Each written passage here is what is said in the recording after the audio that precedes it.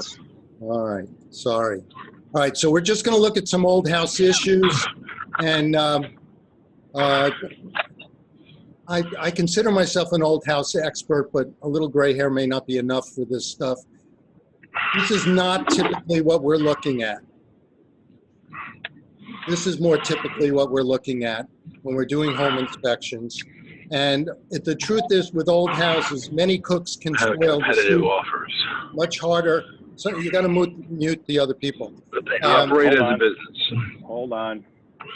Much harder to determine failures, harder to inspect, more equipment is discontinued, and also no codes at the time. So a lot of people think that there's all kinds of code requirements. A lot of these old buildings have no codes whatsoever. This is very typical that we find termites. A lot of people don't even know what termites look like. A lot of people think that carpenter ants do this. It's not carpenter ants, it's termites. And very often this is what we see is termite shelter tubes on different pieces of wood. And that's an indication that we've got problems in that house. This is powder post beetles, which are a little different. Looks like a dart has been thrown at the wood. We look at a lot of old wiring. This is fuses. I don't know how many of you remember fuses, but fuses have been the cause for many a house fire. And this is called knob and tube wiring. Knob and tube wiring is actually an insulated wire that's a foot apart from each other that go through porcelain insulators. And this is also something that's over 80 years old. So if you've got it in your house, you want to get rid of it. This is another moment of brilliance. You see how the wires were just stuck in there? And this one of my favorites. All this has to do is lean against the oil burner switch and short out. Old plumbing is very typical in old houses. Lead pipes, steel pipes, brass pipes. Here's another moment of brilliance from a plumber. Completely cut the support underneath. Gary, you'll appreciate this. And this is something that you should go in your basement if you live in an old house and occasionally look to see if anything is leaking. This is directly under a toilet and a shower. By the way, this is what I find a lot in basements. Notice the reading material. And this, I just can't even justify this. When we see a sink like this, we have to point it out because what we've got here is very hot water and very cold water mixing in the middle. So this is a good indicator of potential for scalding. A lot of people like these tubs now, but if you look at the tub, the filler is actually going to be underwater if they fill the tub all the way up. That ends up being what we call a cross connection. That can be very unhealthy because we can get bacteria going back into the water system.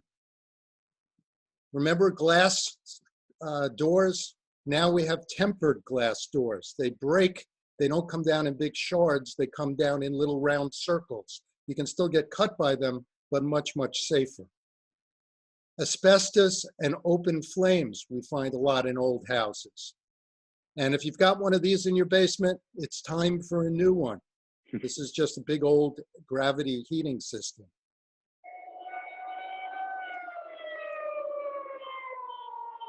This one burned the house down.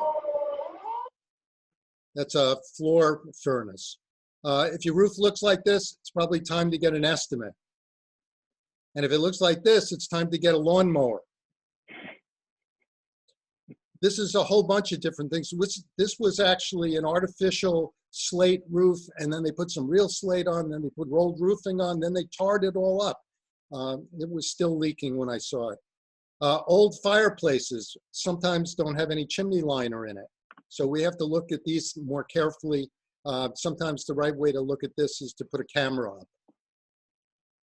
Lead paint, we see lead paint all the time. And now if you're going to hire somebody on an old house, you're supposed to hire somebody who's taken lead safe practices courses. So a lot of lead can be on the windows, on the trim. And if you look at this lower picture, that's a lead wipe. That is actually lead connecting to a different metal. And that was very frequently found in old houses. Winder steps, very dangerous. When you misstep one step where there's hardly anything there, you go all the way down. This one's nice enough to have a handrail. And then we have structural failures all the time. These columns are actually turning to mush, and this is going to fall down. Sometimes you see settling, you can't believe how much settling there is. And I usually tell people don't jack up the house because you're going to do more damage than you probably will in helping this. Anybody know what this is? This is vermiculite insulation. And the running joke that I have with this is the bags that you used to buy said asbestos free on it. And I think what they meant was you were getting the asbestos for free. These are antique carbon tetrachloride fire extinguishers and grenades. The upper ones are called grenades. And as a result, the grenade would be thrown at the base of the fire, and the carbon tetrachloride would put the fire out, and very often would put you out as well. So if you have these in your house, you really want to get rid of them. Even though they look like they would be wonderful collector's items, they're very dangerous. Buried oil tanks we're going to see in old houses as well. So a lot of times the best view of an oil tank is on the truck driving down the road. And then we have antique windows. And I don't know whether you're going to get any kind of energy savings out of these windows, but it's time to replace them.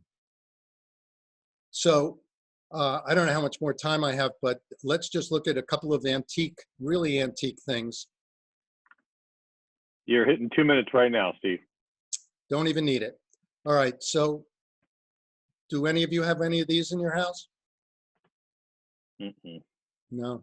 All right, so this is the last antique that I wanted to show you. We would like to get more business in a larger area. We're trying to get a little bit more business in Westchester and a little bit more business up north. Right now we have 8 inspectors, and there's a picture of them behind me, but a little difficult to see. But if you know somebody who is apt to be putting their house on the market soon, if you know somebody who is thinking about buying, if you know people in New York that are just saying, we got to get out of here, a good referral for me is pretty much any of those people. We'll get in, we'll teach them about their house, give them some things to look at and to think about. And I just want to show you one final thing that I found in one house, and then I'm all set.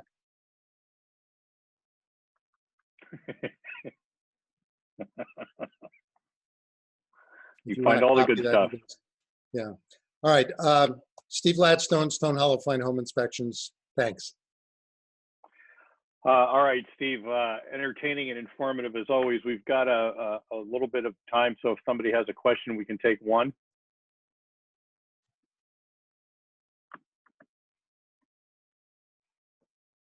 Yeah, jump in. Steve, great presentation. Love that.